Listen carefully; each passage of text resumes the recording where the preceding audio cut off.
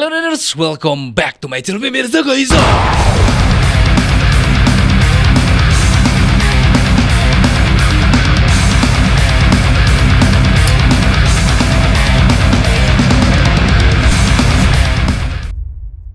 Oke, what's up cuy, balik lagi sama gua Mirza. Nah, di video kali ini ada yang spesial karena di sini gua bakal ngebahas salah satu game capture keluaran terbaru dari Elgato, yaitu adalah Elgato HD 60X.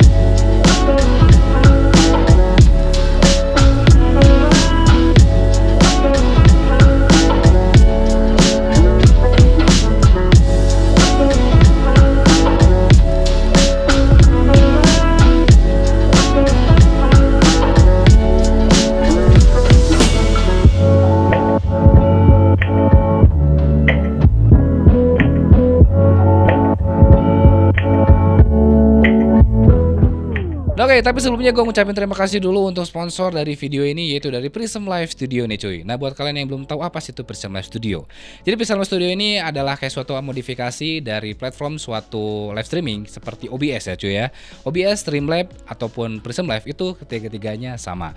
Nah, kenapa di sini gue rekomendasiin kalian menggunakan Prism Live? Karena Prism Live ini tuh dia ini bisa terbilang memiliki banyak fitur, tetapi dia ini memiliki memori yang kecil. Jadi di saat kalian memiliki PC yang kentang, itu masih oke-oke aja untuk menjalankan sebuah plugin dari Prism Live Studio-nya cuy. Nah, si Elgato HD 60X ini pun juga bakal sangat optimal jika kalian pergunakan di Prism Live Studio ini cuy, karena semua fitur-fitur dan juga ada plugin-plugin yang tidak ada di aplikasi lain yang ngebuat nanti si Elgato HD 60X ini bakal jauh lebih oke. Oke, jadi kenapa si Elgato-nya tidak mensponsori langsung ya? Di sini gua nggak modal sendiri untuk ngebeli si Elgato HD 60X ini ya. Kenapa ya kan? Padahal wah the best banget nih kalau misalkan ngesponsorin barang-barang Prism Live ya. Elgato ngesponsorin barang ini bisa jadi suatu keren gitu ya. Tapi Elgato-nya tidak mensponsori. Jadi ini tidak pure gua tidak disponsori oleh Elgato dan gue di sini ngemodal sendiri ya.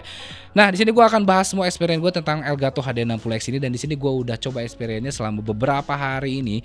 Gimana sih rasanya menggunakan game capture keluaran terbaru dari Elgato ini? Apakah worth it nggak sih? Apakah yang sebelumnya kita menggunakan Elgato HD 60S ataupun S Plus perlu wajib upgrade gak ke Elgato HD 60X ini? Nah, di sini semuanya gua bakal jelasin. Yang pertama kita akan jelasin dulu dari segi unboxingnya, kira-kira apa aja yang berbeda di saat kita nanti ngebeli Elgato HD 60X ini di dalam segi kemasannya. Oke, yang pertama kita akan mendapatkan unit game capture-nya ini, yaitu Elgato HD 60X dengan tampilan yang sangat berbeda dengan Elgato versi S lainnya. Lalu kita akan mendapatkan documentation box dan juga kartu garansi. Pastiin juga kalian belinya yang garansi resmi karena Elgato ini resminya Corsair Indonesia ya cuy ya. Lalu kita akan mendapatkan juga kabel khas dari Elgato-nya seperti kabel Type C to Type A yang panjang banget, dan ini menurut gua memang terkadang di beberapa bulan ke depan agak non stabil ya, lebih panjang karena masalah panjangnya ini ya. Jadi gue saranin kalian beli dari sekarang yang third party-nya, yang dimana jauh lebih pendek karena itu akan jauh lebih stabil untuk si Elgato ini. Oke, seperti biasa juga dalam kemasan ini kita akan mendapatkan kabel HDMI untuk kalian nge-pass-through nanti ke dalam layar televisi kalian. Dan yang terakhir kita akan mendapatkan stiker khas dari Elgato yang berlogo Elgato ini yang bisa kalian pajang ke dalam PC kalian cuy. Oke, selanjutnya kita akan bahas untuk masalah desain dan build quality dari si Elgato HD 60X ini. Yang pertama kita akan bahas dulu untuk desainnya nih. Kalau kita bandingin dengan Elgato HD 60S dan Elgato HD 60S Plus ini perubahan yang sangat signifikan banget. Jadi kelihatan banget kalau di saat kalian nanti nge-upgrade dari versi Elgato sebelumnya ke Elgato ini cuy. Jadi bentuknya sekarang jauh lebih simpel, hampir mirip dengan Razer Ripsaw yang memiliki interface 3 ke depan sekarang ya. Jadi kalau misalkan kalian punya setup gaming ini bakal jauh lebih rapi, tidak banyak cabang-cabang dari si kabelnya. Di depannya pun juga hanya ada satu HDMI in, USB-C dan HDMI out. Tidak ada penambahan dari si HDMI in. Jadi hanya pengcapturan satu HDMI aja, tidak bisa untuk 2 ataupun 3 ya. Tetap satu. Untuk bagian depannya ada tulisan Elgato di sini, logo Elgato HD 60X, dan ada satu jack line in dan ada juga satu indikator LED ya. Berbeda banget dengan yang Elgato yang biasanya kan itu Elgato yang lain tuh panjang. Jadi saat kalian nge-connect itu kelihatan banget nih dari kejauhan aja udah tahu ada indikator bahwa ini merah gak connect, hijau itu connect. Tapi kalau yang sekarang hanya satu titik aja. Untuk di atas covernya ini hanya ada logo Elgato, dan di belakangnya ada kayak rubber pad yang dimana ini kayak mau kalian simpan di meja biar nggak tergoyahkan gitu coy. Oke, sekarang kita langsung masuk ke dalam build quality dari si Elgato HD 60X ini. Ada sedikit kekecewaan dari gue cuy. Kalau misalnya gue bandingin dengan Elgato HD 60S ataupun Elgato HD 60S Plus, yang ini bener-bener sangat beda banget, dan ini bener-bener sangat ringan. Gue kecewa banget dengan build quality-nya karena satu, dia ini jauh lebih ringan. Yang kedua, ini kopong banget cuy. Nih, ini kopong banget ya. Tidak seperti game capture yang harganya 3,5 juta. Kalau gua bandingin ya dengan yang gua punya di sini adalah Behalf MKDC Pro Plus. Meskipun ukurannya jauh lebih kecil, tapi si MKDC Pro Plus ini jauh lebih berat. Tapi si Elgato ini ukurannya lebih besar, tapi dalamannya kopong gitu ya. Kenapa seperti begini?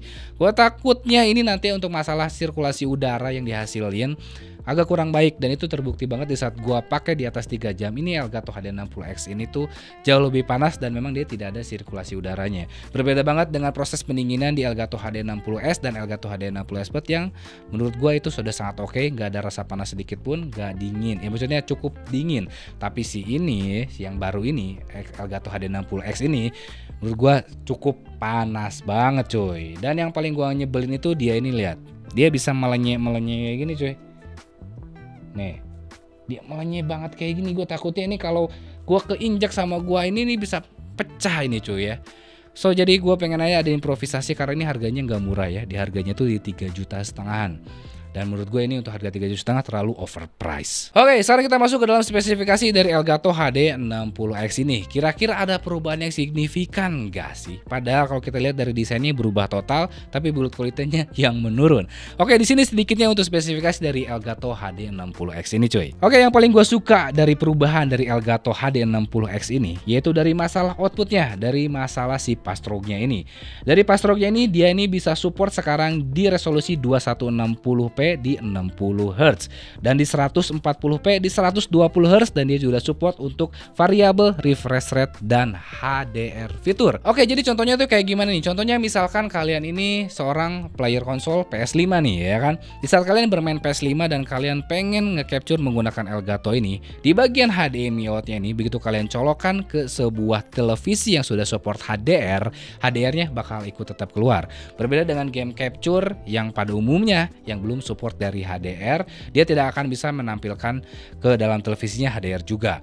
Nah, yang paling pentingnya itu dari variabel refresh rate-nya ini. So, jadi misalkan kalian memiliki monitor yang sudah support 120 Hz sampai dengan 140 Hz, si Elgato ini bisa mengikuti si refresh rate-nya. So, jadi kalau misalkan kalian bermain di monitor kalian yang sebelumnya 120 Hz tapi kalian meng-capture menggunakan game capture biasa dan kalian pass through ke dalam monitor kalian itu hanya 60 Hz, berbeda dengan si Elgato ini.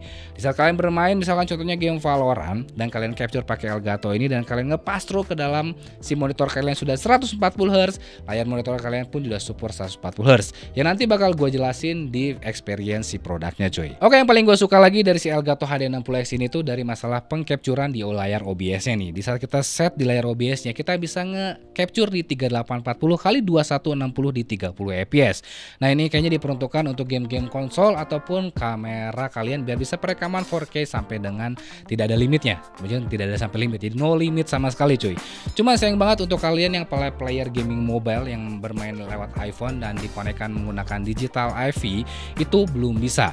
Nah, kalau misalkan kalian perbandingkan dengan 3840 x 2160-nya Behalf MKDC Pro Plus yang baru ada di Indonesia ini nih cuy ya, 3840 x 2160 bisa setara dengan si Elgato HD60X ini, tapi dengan kualitas harga yang setengahnya jauh lebih mahal, ya kan? Nah oke, tapi untuk perubahan-perubahan dari resolusi lain yang untuk pengcapturean dari si OBS-nya tetap maksimalnya hanya di 60 fps. So, jadi misalnya kalian mengcapture dan kalian pengen melakukan recording hanya maksimal di 60 fps-nya. Tapi kelebihan yang lainnya di saat kalian nanti pengcapturean untuk pass through-nya ini cuy. Nah, oke, untuk masalah spesifikasinya untuk jauh lebih lengkapnya nanti kita akan ada di experience product dan kita akan masuk ke dalam layar Prism Live Studio untuk yang namanya eksperimen langsung saat gua menggunakan si Elgato ini untuk pengcapturean gaming mobile dan juga pengcapturean gaming si PC-nya. Selanjutnya di sini gua bakal bahas untuk masalah sistem recruitment karena di sini gak main-main. Kenaikan sebuah fitur dari sebuah game capture ini akan mempengaruhi ke dalam minimal spesifikasi PC kalian di saat kalian menggunakan Elgato HD60X ini. Yang pertama, minimum spesifikasinya kalian harus menggunakan Windows 10 minimal 64 bit atau macOS 10 sampai dengan 13 or later. Lalu kalian harus memiliki 6th generation Intel Core i5 CPU minimal Intel Gen 6 AMD Ryzen minimal yang ke-7 cuy ya, untuk kualitas yang lebih bagus. Dan kalian pun wajib memiliki VGA minimal Nvidia GeForce GTX seri 10. Jadi minimal yang direkomendasikan adalah GTX 1060 ya cuy ya. Dan ini lah harga VGA meskipun udah turun tapi masih belum stabil. Jadi saat kalian menggunakan ini lebih oke kalian menggunakan versi yang GTX 1060 cuy. Oke, itu sistem requirement selanjutnya, kalian wajib memiliki minimal 4 GB RAM di dalam laptop ataupun PC kalian, dan juga sudah pasti kalian wajib memiliki USB 3 port no tolerir. Jadi kalau kalian colokin si Elgato ini ke dalam USB 2, jelas banget dia tidak akan mau ke detect cuy. So, oke, selanjutnya kita akan masuk ke dalam scenes yang dimana gua akan eksperimen langsung menggunakan Elgato HD60X ini untuk pengcapturean gaming mobile dan gaming PC. Nah, kita akan langsung masuk ke dalam scenes berikut ini. Oke, saat kita masuk ke dalam layar PC yang dimana kita akan mengoptimalkan si Elgato HD60X ini ya cuy, untuk kebutuhan live streaming kita, gaming mobile, gaming PC gitu kan. Nah, terus di sini pun game yang akan gua mainkan untuk gaming mobile, PUBG Mobile dan Mobile Legends. Nah, nanti untuk gaming PC kita akan optimalkan untuk kita nge-capture dari laptop untuk bermain game Valorant. Nah, untuk setupnya, pemasangannya standar aja biasa seperti game capture biasa. Kita akan colokkan kabel USB Type-C yang colok ke dalam PC kita. Nah, di sini untuk kita yang bermain gaming mobile nih cuy, di sini gua bermain PUBG Mobile atau Mobile Legends, gua menggunakan konektor Lightning to HDMI yang bawaan dari Behave, yaitu adalah Behave Ready Lightning, dan kualitas gambarnya di sini bisa lebih oke tanpa kita menggunakan yang Lightning to HDMI yang originalnya cuy. Nah, hal yang pertama di saat kalian menggunakan Elgato HD60X ini, kalian wajib mengupdate ataupun menginstal si aplikasi Elgatonya, itu adalah 4K Capture Utility ini. Dan di sini semua pengoptimalannya ada di aplikasi ini. Kita langsung buka aja 4K Capture Utility-nya. Oke, di saat kita buka aplikasinya, di sini semua langsung sudah terkonek nih. Memang sebenarnya tidak semudah yang lu bayangin.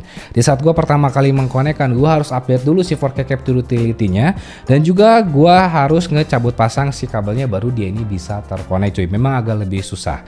Nah, untuk tampilan di awalnya seperti ini cuy, dan di sini untuk kita lihat source-nya yang dihasilkan dari si iPhone 13 Pro Max ini plus dengan Behave Ready Lightning, yaitu udah source-nya di 1060 di 60 fps ya. Kalau bisa lihat di sendiri source-nya di sini cuy. Nah, di sini seperti biasa sama aja, di sini ada keyboard perekaman langsung, di sini pun ada screenshot. Di sini ada kayak misalkan kalian pengen nge-komentar langsung ataupun nge-voice over, dan juga ada settingan si audionya. Cuman untuk settingan audionya memang nanti akan ada dua pilihan, bisa pakai cara gua ataupun cara yang dikhususkan kayak buat Elgato. Sekarang kita masuk ke dalam settingannya dulu nih, open reference-nya. Di bagian yang general yang pertama, di sini dia sudah support enable stream link meskipun beta, yang dimana kalian bisa nge-stream link misalkan kalian pengen perekamannya itu pakai di PC lain, sistemnya kayak NDI output yang ada di OBS seperti kayak gitu. Software versinya menggunakan 178. Di sini automatic check update-nya kita checklist, have improve-nya pun juga kita checklist ya.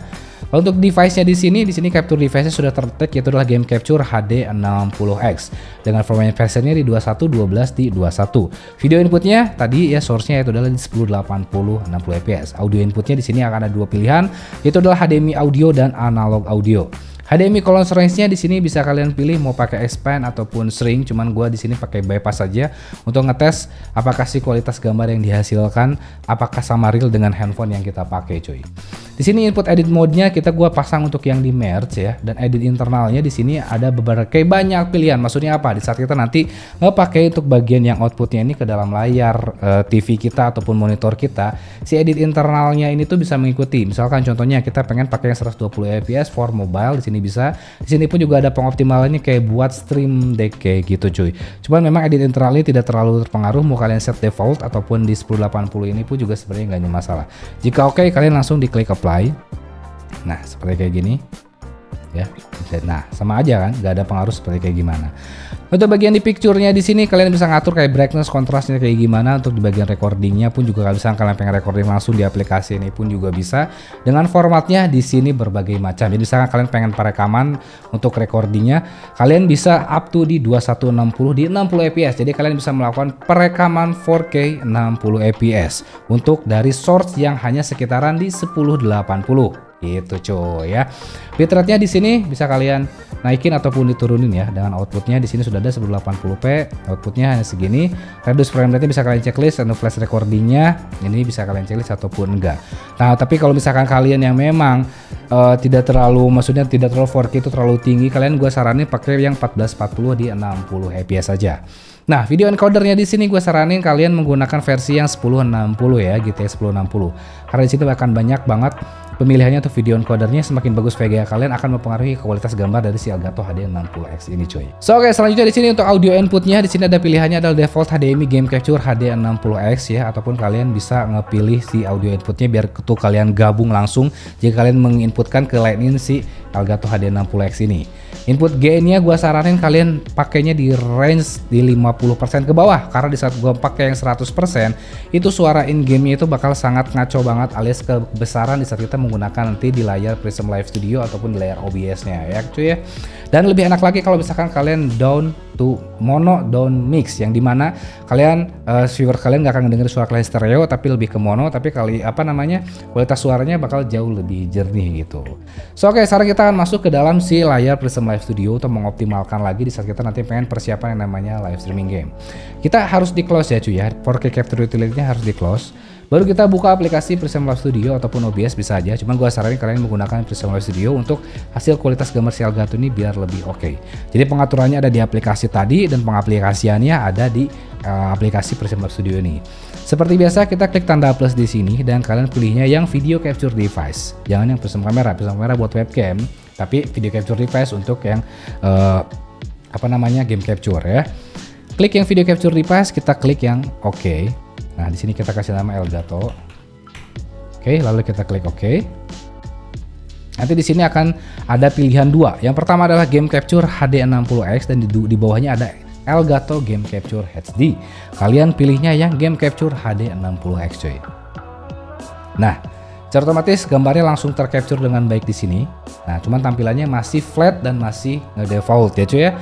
Nah, untuk resolusinya di sini akan berbagai banyak pilihan. Bisa kata set di custom. Resolusinya itu sudah support di 3840x2160 alias 4K, tapi di saat kita nanti ngepilih itu dia langsung tidak akan merespon cuy, alias nge-freeze ya. Karena alias ini tidak support. Jika kalian melakukan pengcapturean menggunakan handphone ini untuk resolusi 3840x2160 untuk gaming mobile ini belum support. Di sini gua nggak coba untuk PS5 karena nggak punya PS5-nya, tapi nanti saya akan coba di sini kita mengcapture menggunakan laptop untuk bermain game Valorant. So jadi optimalnya di berapa? Optimalnya itu ada di 1920x1080. Ya. Nah, dia nih masih oke, udah nggak nge-freeze ya, udah aman. Untuk FPS-nya sendiri kalian bisa pakai yang highest FPS di sini untuk mengoptimalkan karena dia ini sudah support untuk PS-Stroke jadi 120 fps. So jadi FPS-nya pastiin di highest FPS. Video formatnya ini bisa kalian pakai yang YUU 2. Lebih bagus lagi boleh oke di sini ya. YUU 2 lebih oke. Nah, sip, kelihatan kan? Nah, selanjutnya untuk color space-nya kita pakai yang 709 biar lebih keluar lagi ya. Dan color range-nya ini kita set di full. Dan kita langsung di oke aja. Oke, tampilannya sudah oke dan kita akan langsung previewnya di full screen ya. Preview scalingnya kita kita akan langsung lihat di sini preview full screen display 1. Nah, ini untuk tampilan gambarnya cuy. Sip. Menurut gua untuk tampilan gambarnya kalau misalkan kalian yang memiliki Elgato HD60S ataupun S Plus akan ada banyak improvisasi, apalagi dari warna kontras kayak warna hijau daun. Lo bisa lihat sendiri. Ini dari warna hijau daun yang ada di sini dengan apa yang ada di layar itu bisa 1:1 sekarang sama warnanya. Kalau yang S dan yang S Plus itu agak warnanya keping-pingan. Kalian kalau nggak nyadar kontrasnya itu agak warna pink, tapi di Elgato HD6 Plus ini banyak banget improvisasinya. Nah, ini untuk pengaturan untuk kayak kita bermain gaming mobile ya, mau PUBG Mobile ataupun Mobile Legend. Sekarang kita akan cek untuk yang ini kan bahasanya tuh kalau PUBG Mobile ini tuh realistis ya. Kita ke yang versi kartunya animenya itu ke Mobile Legend, kita lihat hasilnya ini kayak gimana kalau di Mobile Legend coy. Oke, sekarang kita masuk ke dalam game Mobile Legend dan di sini kita bisa lihat untuk animasi skin dari Saber yang kita menggunakan pengcapturean Elgato HD60X ini hasilnya seperti kayak gini nih coy ya.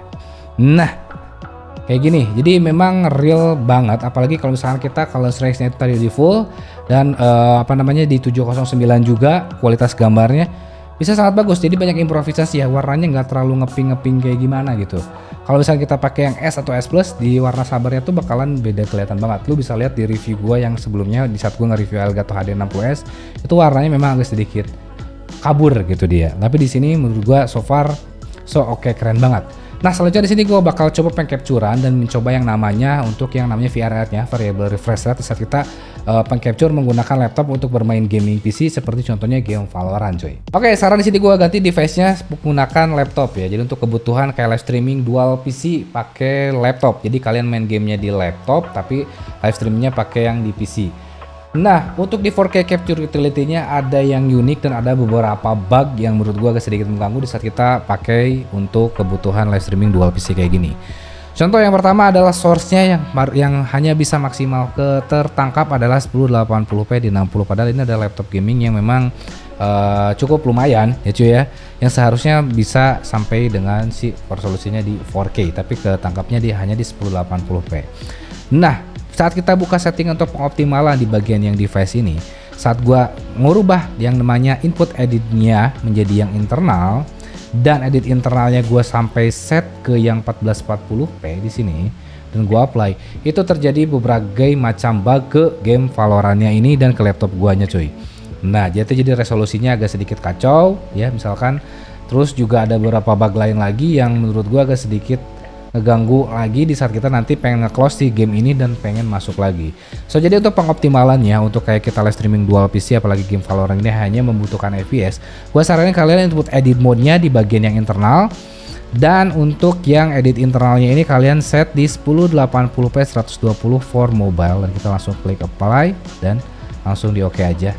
Yang kita akan lihat di sini berarti dia sudah support untuk nge-pass-through nanti di saat gua nanti ngecobain untuk ke layar ini, layar yang ada di depan, untuk ke yang kan ini layar gua tuh 144 fps 140 Hz. Nanti kita akan langsung pindahin si layar monitornya ke depan. Nah, untuk di Prism Live Studio-nya pun di sini pengoptimalannya kita akan buka lagi Prism Live Studio-nya. Kita close dulu ya di bagian yang 4K capture utility-nya. Oke, kita close, kita buka Prism Live. Sini Elgatonya kita coba di connect ulang. Nah, oke. Di bagian Elgatonya untuk yang resolusinya di 380x2160 dia akan ada peringatan currently being used by another program or unknown error. Jadi kita tidak bisa nge-capture 3840x2160. Kita akan cek yang 2560x1440 juga. Di sini masih error. Kalau kita set ke 1920x1080, dia ini baru bisa cuy. Nah, untuk kualitas gambar yang dihasilkan sendiri di sini memang sudah 1:1 apa yang ada di dalam layar laptop lu dan apa yang ada di layar OBS ataupun Prism Live Studio-nya, dia ini sudah sama dan kualitasnya sama-sama bagus. Dan untuk kualitas grafiknya sendiri kita akan lihat di sini, contohnya kita akan buka satu agent ya, satu apa ya di sini ya. Di sini nggak ada replay atau kayak gimana ya. Satu skin senjata aja ya. Nah, ataupun nanti di sini gue akan masukin cuplikan di akhir-akhir video ataupun di cuplikan-cuplikan yang lain, kayak misalkan contoh gue untuk mendemonstrasikan dari si game-game ininya cuy. Di game ini jadi tadi PUBG Mobile kayak gimana, Mobile Legends gimana, Valorantnya kayak gimana, ada di biro-bironya. Nah, selanjutnya di sini gue akan coba untuk kayak yang namanya ke pass-through-nya. Di sini kan gue menyolokinnya, lu bisa lihat sendiri dari laptop masuk ke dalam HDMI in, di out-nya kita colokin ke dalam layar monitor ini. Nah, sekarang kita akan langsung main di laptop, tapi layar monitornya layar monitor yang ada di depan gue ini yang sudah 144 Hz. Ini bisa sanggup resolusinya ada di berapa. So, sekarang kita masuk ke dalam sisi berikut ini. Oke, sekarang kita masuk ke bagian yang dimana sekarang kita akan ngetes untuk yang pass-through dari si Elgato ini cuy. Jadi gue colokin langsung dari laptop gua input HDMI input, outputnya langsung ke monitor gua yang 3840x1440, dan memang dia ini langsung mengikuti arahnya cuy ya. Jadi misalkan layar gua sekarang ini widescreen, dia pun juga langsung nge widescreen kayak gini. Ya, jadi kalau misalkan kalian sambil bermain nonton kayak gini, layarnya memang jadi enak full sedikit gini. Padahal sebenarnya kan Valorant nggak bisa. Nah, inilah sedikit kelebihannya. Jadi saat kalian bermain kayak yang resolusinya 3840x1440 gini, ya langsung ngikut kayak gitu cuy. Nah, untuk pengaturan dari si Elgato-nya sendiri sebenarnya hampir sama semuanya ya. Di sini hampir sama, dan dia pun, tapi kalau pengcapturean yang nanti kalian di OBS itu tetap tampilannya di ngotak aja. Nah, gimana caranya kalau misalkan kita pengen ngeset biar tampilannya tuh normal aja sama dengan yang di laptop kita dan apa yang laptop di sana cuy. Nah, sekarang kita masuk ke dalam setting si Valorant-nya ini. Nah, di sini resolusinya langsung dia Windows full screen. Kita coba di set full screen ya. Cuman memang ada sedikit beberapa bug gitu cuy yang gua nggak paham kenapa ya.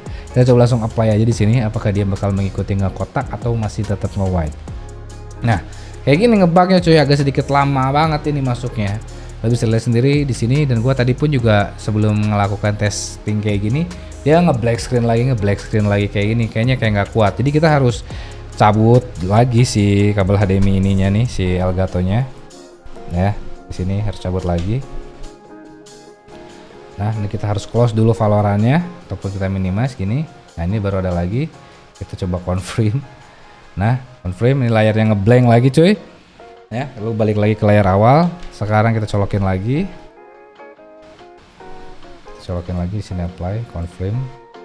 ya 1940. Kita ganti lagi ke layarnya, tunggu sebentar. Oke, meskipun gue sudah rubah resolusinya di 1920x1080, tetap dia mengikuti layar monitor kalian. Misalnya layar monitor kaliannya 380x1440, dia akan mengikuti seperti gini. Sebenarnya kalau gue sih nggak jadi masalah ya dengan kondisi layar yang seperti ini. Yang penting di layar nanti live streaming kalian yang nonton, tetap dia ini ngekotak seperti layaknya kita ke resolusi 1920x1080 coy. So oke, mungkin share aja untuk review gue tentang dari si Elgato HD 60X ini. Kira-kira untuk kesimpulannya apakah worth it gak sih kita nge-upgrade ya si game capture kita ke Elgato HD 60X ini.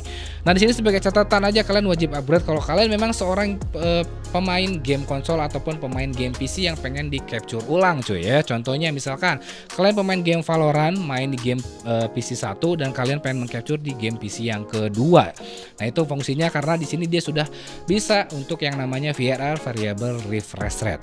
Tapi buat kalian yang player gaming mobile, menurut gua masih terlalu mubazir kalian menggunakan si Elgato HD 60X ini, karena masih banyak game capture yang jauh lebih murah yang masih support di 60 fps dan kalian tidak membutuhkan yang namanya output dari si Pastrobe untuk yang variable refresh rate-nya. Dan juga untuk siapakah sih sebenarnya si Elgato HD 60X ini ditujukan? Nah ya kan ya, buat kita para live streamer, apalagi kalian live streamer game random yang dimana kalian pengen nge-experience-nya lagi biar kalian experience bermainnya itu tidak tidak imbang gitu cuy.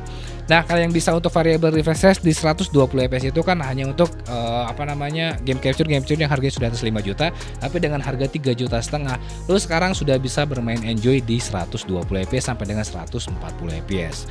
So jadi kesimpulannya apakah worth it gak sih ya? Ya worth it aja sih buat kalian yang sudah terjun ke dunia live streaming dan sudah berjaya untuk di permainan game-game konsol. Tapi buat kalian yang masih pemula, menurut gue ini masih terlalu overpriced. Dari si game capture ini aja kalian bisa nge-split untuk satu ya konektor, yang kedua untuk game capture-nya, yang ketiga untuk kayak kebutuhan live streaming lainnya cuy. So oke, bisa aja untuk review dari gua dan jangan lupa dan kesempatan pada waktunya. Hormati gurumu, saya temanmu, itulah Tanya Gumbar Budiman. See you next video. Bye bye.